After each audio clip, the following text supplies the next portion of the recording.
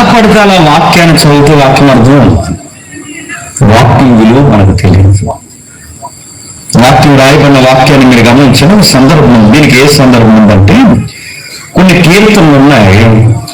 ఆ కీర్తన చదువుతున్నప్పుడు మెజారిటీ మనం అనుకుంటాం ఈ దావీదు రాసిన కీర్తనలు అనుకుంటాం. చాలా కాలం వరకు నేను కూడా అనుకునేవాడిని దావీదు కీర్తన అయితే చదువుదాంలే, మిగిలిన కీర్తనలు మనకి ఎందుకులే అనుకునేవాడిని. ఇది భక్తిలో దరిద్రం అన్నమాట. ఆ ఫీలింగ్ ఉండేది నాకు.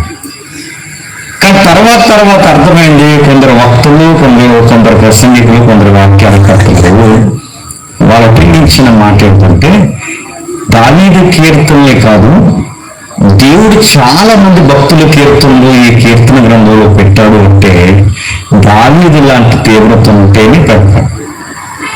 దావీదుకి దేవుడు అంటే ఎంత ఇష్టం ఉందో ఈ భక్తులకు కూడా అంత ఇష్టం ఉంది.